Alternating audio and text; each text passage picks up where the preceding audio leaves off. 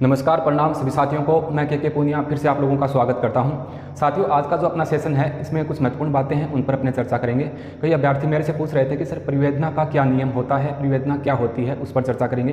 कार्यकरण की अवधि या फिर अभिवर्ती जिसे अपने बोले या फिर एक्सटेंशन डेट होती है, उसका क्या नियम होता है, उस पर भी अपने चर्चा करेंगे। और जो वेटिंग लिस्ट आनी है उसमें कोर्ट की क्या प्रावधान है और कोई विभाग उसको किस प्रकार से जारी कर सकता है, इन तीनों बातों पर मैं चर्चा करूँगा।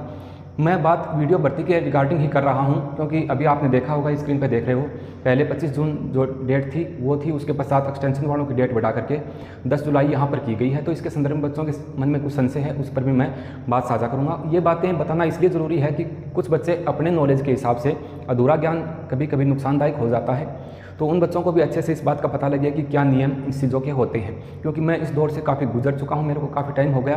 कोर्ट से संबंधित काम भी होते हैं, विभागीय काम भी होते हैं, अन्य काम भी मैंने देखे हैं। जहां तक मुझे जानकारी है उसके हिसाब से मैं आप लोगों को ये चीज़ें बताने की कोशिश करूँगा।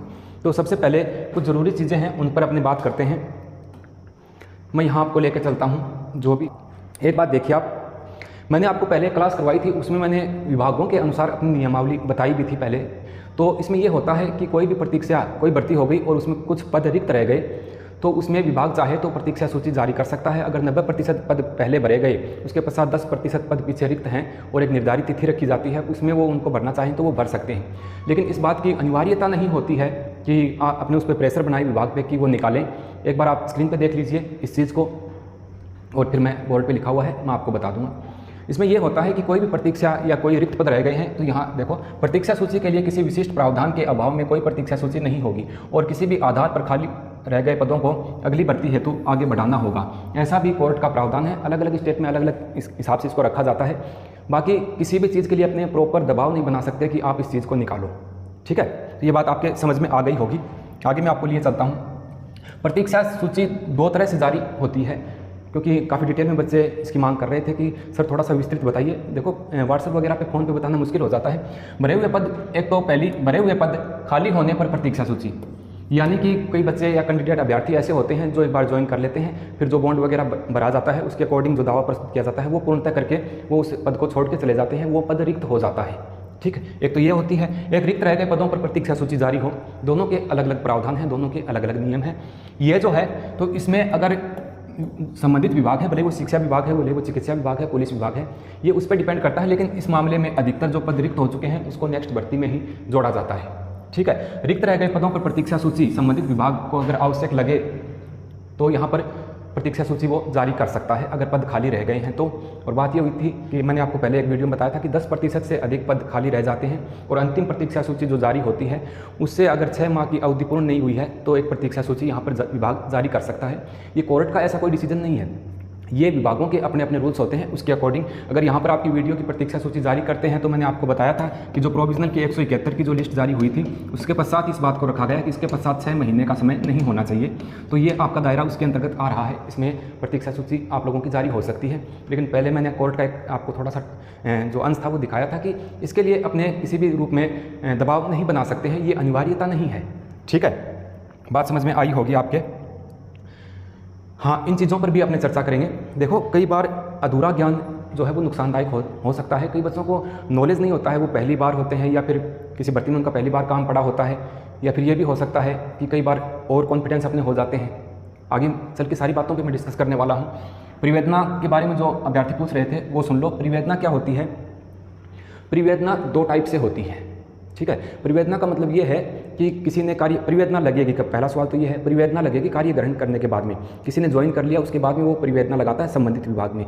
ठीक है, परिवेदना का ये है, या तो जैसे कोई गंगानगर का रहने वाला कोई अभ्यर्थी है और वो उसकी पोस्टिंग आगे डूंगरपुर, वो डूंगरपुर नहीं ज्वाइन करना चाहता, वो अपना डिस्ट्रिक्ट चेंज करना चाहता है, तो उसके लिए परिवेदना लगाता है। यानी एक डिस्ट्रिक्ट से दूसरे डिस्ट्रिक्ट में जाने हेतु भी एक ज़िले से दूसरे ज़िले में परिवेदना लगती है। दूसरी ज़िले में परिवेदना भी लगती है। भाई मेरे को जैसे मनपसंद मेरे को सीकर लगना था, मैं सीकर ही लग गया, मैं दातारामगढ़ तहसील में लग गया, या फिर मेरे को लक्ष्मणगढ़ लगना था, तो ज़िले में भी परिवेदना जो है वो लगती है। इस वजह से वो पद जो रिक्त होने हैं उनका थोड़ा सा अनुमान गलत हो जाता है। ठीक है, जैसे अब वीडियो भर्ती के अंतर्गत जो ग्राम पंचायतें हैं उनकी सूचना है कि कितने पद वहाँ पर रिक्त रहे हैं, लेकिन वहाँ पर परिवेदना का कारण ये हो जाता है कि कोई अन्य अभ्यर्थी जो अदर जिले में लगा है और वो दूसरे में आना चाहता है, उसने परिवेदना लगा रखी है, जैसे कोई बांसवाड़ा किसी पोस्टिंग होगी, उसने सीकर के लिए लगाया है, तो सीकर में जिस ग्राम पंचायत के लिए वो लगा रहा है तो वहाँ का पद जो है उसको एक बार संशय में रख लिया जाता है कि क्या पता वो अभ्यर्थी आ जाए, तो ये परिवेदना होती है। परिवेदना कार्यकरण करने के पश्चात ही लगती है, एक जिले से दूसरे जिले में ज्वाइन करने के लिए या एक ही डिस्ट्रिक्ट में अलग अलग तहसीलों के लिए भी परिवेदना हो सकती है।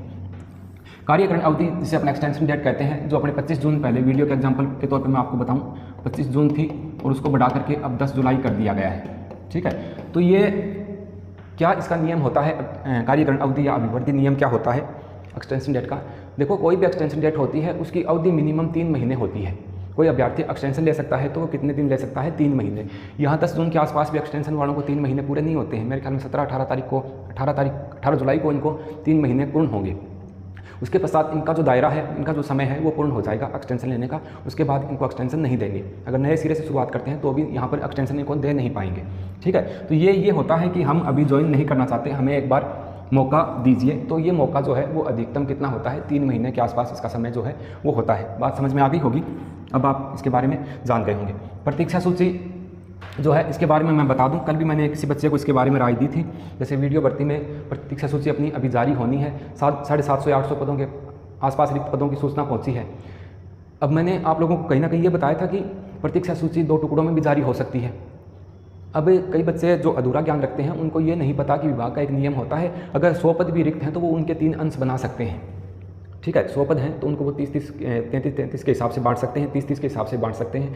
तो जो बचे हुए रिक्त पदों की संख्या होती है उन पर 3 अंश भी बनाए जा सकते हैं। ठीक है, प्रतीक्षा सूची रिक्त पदों में 3 अंशों पर भी जारी हो सकेगी। ये स्क्रीन पे मैं आपको दिखा देता हूँ। तो ये नियम होते हैं, जैसे अभी आपकी 750 के आसपास पदों पे सूचना जारी होनी, वो वेटिंग लिस्ट जारी होनी है, तो विभाग चाहे तो उसको 3 भागों में डिवाइड करके भी निकाल सकता है, 2 भागों में भी उसको कर सकता है। विभाग को जैसा उचित लगता है अपनी सुविधा अनुसार वो उसको सेट कर सकते हैं। तो इसमें यह नहीं है कि अपने एक पूरा दबाव बनाएं कि एक साथ ही पूरी प्रतीक्षा सूची जारी हो, एक साथ हो, ये सबसे बेहतर बात होती है। लेकिन ये बात आप मान के चलो, वीडियो भर्ती के रिगार्डिंग मैं अगर आपको इसके बारे में बताऊं तो आप मान के चलो कि 300 पदों पे पहली वेटिंग लिस्ट भी जारी करते हैं, तो वो आपकी वेटिंग लिस्ट के लिए एक रास्ता साफ हो जाता है। उसमें एक्सपर्ट कमेटी का जो डिसीजन है वो कॉलम पूरा हो जाएगा, 171 के जो अभ्यर्थी हैं उनकी ज्वाइनिंग का सिस्टम पूरा हो जाएगा, 69 का जो रिजल्ट है उनका जो है सिस्टम वो भी इसमें आ जाएगा। फिर एक वो वेटिंग का रास्ता साफ हो जाता है। तो पहली वेटिंग लिस्ट अब निकालते हैं तो 20 दिन बाद दूसरी भी निकाल सकते हैं। ठीक है, अगस्त के माह में तीसरी वेटिंग लिस्ट भी जारी कर सकते हैं। मुझे वीडियो की जो वेटिंग लिस्ट है वो आएगी तो भी कोई फ़ायदा नहीं है, वो नहीं आएगी तो भी मुझे कोई नुकसान नहीं है। मैं उन अभ्यर्थियों के लिए कर रहा हूँ क्योंकि इस भर्ती में कई अच्छे अभ्यर्थी हैं जो उनका बातचीत करने का लहजा ठीक है और थोड़े से वो मेरे को लगता है अच्छे एजुकेटेड बच्चे हैं, अच्छे संस्कार हैं उनके और वो प्रयास बच्चे कर रहे हैं। तो उनकी काफ़ी बार मेरे से बातचीत हुई, उनकी बातचीत सुन के मेरे को लगा कि ये बच्चे इतने प्रयासरत हैं तो थोड़ा अपने भी इसके लिए सहयोग करें। इस वजह से मैं आप लोगों के साथ जुड़ता हूँ उस भर्ती के संदर्भ में। बाकी मुझे इंडिविजुअल उससे कोई भी 1% भी फ़ायदा नहीं है किसी भी प्रकार का। हाँ, बेरोज़गारों के हित के लिए मैं ये काम कर रहा हूँ। कई बच्चों को मेरा ज्ञान नहीं पसंद आता है तो आप वीडियो मत देखिए, कहीं से आपको सटीक जानकारी, सही जानकारी मिलती है, वहाँ से आप जानकारी ज़रूर लें और एक प्रयास कीजिएगा। जल्द ही आप लोगों की वेटिंग लिस्ट जो है वीडियो के रिगार्डिंग बात करूँ तो जारी होगी निश्चित रूप से। ठीक है, एक लाइव सेशन लेकर के मैं उपस्थित होऊंगा वीडियो भर्ती के रिगार्डिंग। टाइम मिलेगा तो मैं आप लोगों को पहले ही सूचित कर दूंगा। एक संपूर्ण जानकारी, जो पुख्ता रिपोर्ट है, जो सच्चाई एक्चुअल में क्या है वो मिल जाती है, उसके पश्चात ही वो क्लास लेकर के मैं उपस्थित होऊंगा। आशा करता हूँ बेसिक जानकारी थी, आप लोगों को पसंद आई होगी। मिलते हैं किसी नेक्स्ट सेशन में नई जानकारी के साथ, तब तक के लिए नमस्कार।